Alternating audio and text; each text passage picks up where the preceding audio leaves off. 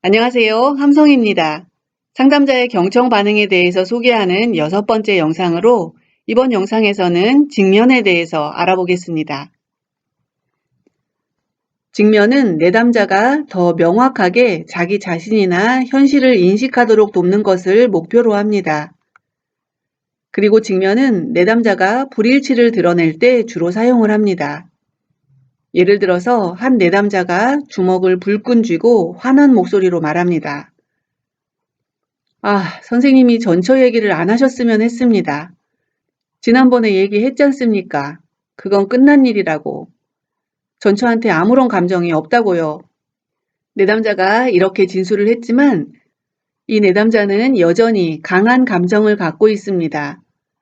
관계는 끝났을지 몰라도 내담자의 목소리 톤, 불끈 쥔 주먹, 얼굴 표정 같은 비언어적 행동들은 그가 아직도 감정적으로는 전처와 끝내지 못했음을 말해줍니다. 직면은 내담자의 감정 불일치 또는 행동 불일치를 보여줄 수 있는 여러 가지 증거들을 상담자가 갖고 있을 때 가장 효과가 있습니다. 조금 전의 예시 사례에서는 내담자가 해결되지 않은 감정들을 갖고 있다는 추가적인 증거가 없다면 직면은 적당하지 않습니다.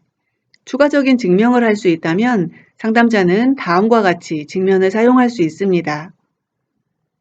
지난주에 전처를 생각할 때 아니면 전처와 관계가 어떻게 끝났는지를 생각할 때마다 복수를 하고 싶다고 하셨잖아요. 그런데 오늘은 전처에 대해서 말할 때 아무 감정도 가지고 있지 않다고 하고 그러면서 목소리 톤도 달라지고 주먹을 꽉 쥐네요. 제가 보기에 아무개 씨는 전처에 대해서 아직 굉장히 강한 감정을 갖고 있고 그런 감정에 매이고 싶지 않지만 아직도 그 감정은 거기 있는 것 같아요. 여기서 상담자는 내적인 감정과 말의 불일치를 직면시키기 위해서 내담자의 비언어적인 표현, 지난번에 말한 내용을 추가적인 증거로 제시했습니다. 이럴 경우 내담자가 직면을 받아들일 가능성이 높아집니다. 직면에는 부드러운 직면, 강한 직면, 공격적인 직면이 있습니다. 이제 갓 결혼한 남성에게 부드러운 직면을 사용한 예를 들어보겠습니다. 아직도 대학원생인 아내가 계약을 해서 이틀 전에 먼 다른 지역으로 갔는데 이 내담자는 상담을 시작하고 30분이 지나도록 아내에 대한 이야기는 전혀 하지 않습니다.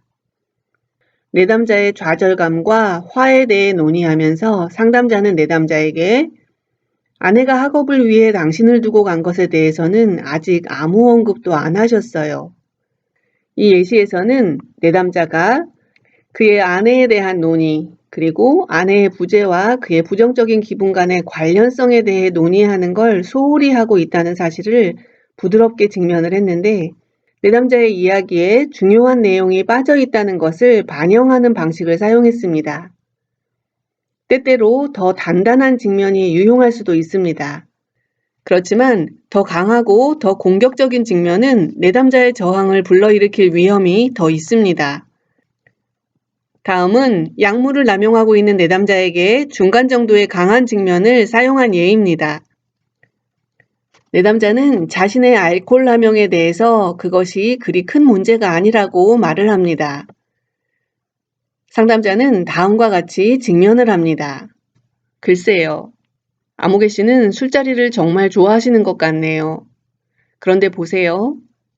지난 6개월 동안 음주운전 딱지를 2개 받았고 술 때문에 직장을 2번 옮겼고 싸움에도 여러 번 휘말렸어요. 이건 아무개 씨가 알코올 남용 문제를 갖고 있다는 소리예요. 이걸 인정하고 뭔가를 하지 않는다면 계속 직장이나 인간관계에 어려움을 겪게 될 거예요. 그게 아무 문제가 안 된다고 생각하세요? 강한 직면에서는 부드러운 직면에서보다 더 직접적으로 내담자의 문제를 제시를 했습니다. 세 번째, 공격적인 직면입니다. 동기 강화 상담의 주창자인 밀러와 롤릭은 다음과 같은 말을 했습니다. 안타깝고 불행하게도 직면이 효과적이기 위해서는 가혹하고 공격적이어야 한다고 믿는 사람들이 있다. 특히 약물 중독 분야에는 직면은 공격적이고 주장하는 자세로 행해져야 한다는 믿음이 아직도 존재한다. 이것은 진실이 아니다. 공격적인 직면 전략들이 중독이나 다른 문제 치료에 있어서 더 우수한 전략인 건 고사하고 더 도움이 된다는 것조차 설득력 있게 뒷받침할 증거는 어디에도 없다. 강하고 더 가혹한 직면이 때로는 필요할지도 모릅니다. 그렇지만 상담자가 부드러운 직면으로 시작해서 더욱 주장하는 태도를 점점 취해간다면 그것이 더 치료적이고 합리적이며 저항을 일으킬 가능성을 줄일 수 있다고 밀러는 설명했습니다. 이번 예시에서는 내담자는 결혼 생활이 지난 10년 동안 어려웠다고 하면서 인터넷에서 젊은 여성을 만났다는 것을 이야기합니다. 이 진술에 대해서 3가지 다른 강도의 직면이 제시되어 있고 점점 더 직면의 강도가 강해집니다. 첫 번째 상담자는 당신 아내와 문제를 해결하기보다는 다른 여성을 만나는 게 당신 인생에 도움이 될 거라고 생각하시네요. 두 번째 상담자는 그 계획은 좀 위험해 보여요. 당신이 만난 적이 없는 사람이랑 하룻밤 잠자리에 가치를 두고 있는 것처럼 들리거든요. 세 번째 상담자는 아무개 씨가 중년기 환상을 갖고 있다는 걸 말해주고 싶어요. 이 여성을 본 적이 없잖아요. 정말 그렇게 젊은지, 전염되는 성병을 갖고 있는 건 아닌지, 당신을 벗겨 먹으려는 계획을 갖고 있는지 모르잖아요.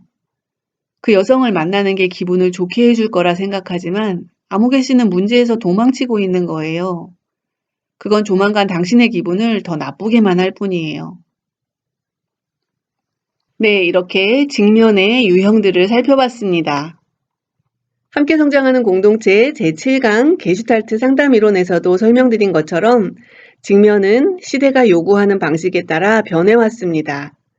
제1차, 제2차 세계대전, 베트남 전쟁 등을 겪으면서 강대국이 무력을 휘둘러서 약소국의 주권을 짓밟는 세계 정세 속에서 성장한 상담자들은 공격적이고 강한 직면을 사용했고 그것에 내담자들도 호응했습니다. 그러나 시간이 흐름에 따라서 심리상담에서 사용하는 직면의 방식과 목적은 변화되었고 게슈탈트 상담에서도 제2세대, 3세대가 나타나면서 프리츠 펄스의 직면 방식에 대해서는 논란이 끊이지 않고 있습니다. 또한 동기 강화 상담을 주창한 밀러와 롤릭도 직면은 공격적이고 가혹해야 한다는 믿음에 대해서 안타깝고 불행한 일이라고 했습니다. 직면은 상담자가 원하는 방향으로 내담자를 이끌기 위해서가 아니라 내담자가 불일치를 드러낼 때 내담자가 더 명확하게 현실을 인식하고 자기를 인식하도록 돕기 위해서 사용되어야 하겠습니다.